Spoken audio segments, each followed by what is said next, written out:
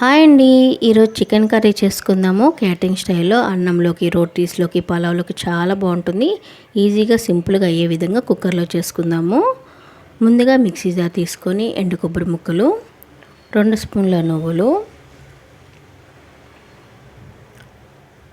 5-6 జీడిపప్పులు కూడా వేసుకొని, 3 యాలక్కాయలు, 2 చెక్క ముక్కలు, 3 లవంగాలు కూడా వేసుకొని కొంచెం వాటర్ పోసుకొని మెత్తని పేస్ట్లా చేసుకొని పక్కన పెట్టుకోవాలి.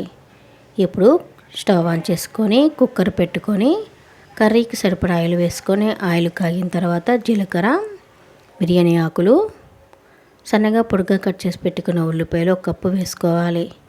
ఈ ఉల్లిపాయ ఆయిల్లో దోరగా వేగనివ్వాలి. ఇలా వేగుతున్నప్పుడే పచ్చిమిర్చి ముక్కలు కూడా వేసుకొని ఉల్లిపాయలు కొంచెం కలర్ చేంజ్ అయ్యే వరకు వేగనివ్వాలి. ఇప్పుడు 1 స్పూన్ అల్లం వెల్లుల్లి పేస్ట్ వేసుకొని పచ్చివాసన పోయే వరకు ఒక 2 నిమిషాలు వేగనివ్వాలి. ఇలా వేగిన తర్వాత క్లీన్ చేసి పెట్టుకున్న చికెన్ వేసుకొని చికెన్ ఆయిల్లో ఒక 2 నిమిషాలు బాగా కలుపుకోవాలి. ఇలా ఒక 2 నిమిషాలకి కొంచెం వాటర్ వస్తాయి. ఆ వాటర్ ఇంకిపోయి ఆయిల్ పైకి వచ్చే వరకు చికెన్ను వేగనివ్వాలి. ఇలా చికెన్ బాగా కలుపుకున్న తర్వాత ఆయిల్ పైకి వచ్చిన తర్వాత 1/2 స్పూన్ పసుపు, 2 స్పూన్ల ఉప్పు, 1 స్పూన్ కారం కూడా వేసుకొని ఉప్పు, కారం, పసుపు బాగా కలిసే వరకు 1 నిమిషం బాగా కలుపుకోవాలి. ఇలా కలిసిన తర్వాత 2 టమాటాలను సన్నగా కట్ చేసుకొని వేసుకొని టమాటాలు కూడా బాగా కలిసే వరకు 1 నిమిషం బాగా కలుపుకోవాలి. ఇప్పుడు 2 స్పూన్ల పెరుగు కూడా వేసుకొని పెరుగు కూడా ఒకసారి చికెన్కు బాగా పట్టే వరకు 1 నిమిషం బాగా కలుపుకోవాలి.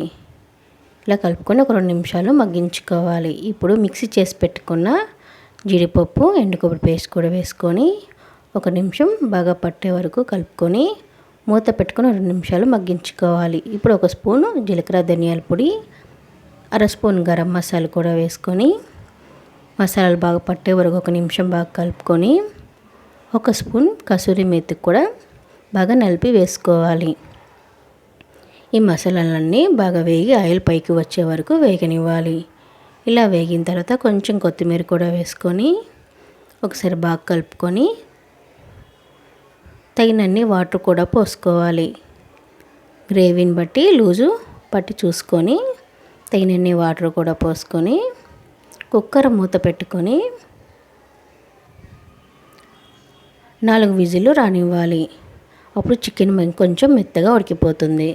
ఇప్పుడు కుక్కర్ మూత తీసుకొని ఆవిరంత పోయాక స్టవ్ ఆన్ చేసుకొని 1 నిమిషం చికెన్ని ఉడికించుకొని ఉప్పు, కారం అన్నీ అడ్జస్ట్ చేసుకొని కొంచెం కొత్తిమీర కూడా చివర్లో వేసుకొని ఒకసారి బాగా కలుపుకొని స్టవ్ ఆఫ్ చేసుకొని సర్వ్ చేసుకుంటే ఎంతో టేస్టీగా చికెన్ కర్రీ రెడీ. అన్నంలోకి, రోటీస్లోకి చాలా బాగుంటుంది. ఒకసారి ట్రై చేయండి. ఈ వీడియో మీకు నచ్చితే లైక్ చేయండి, షేర్ చేయండి, subscribe. Thank you for watching.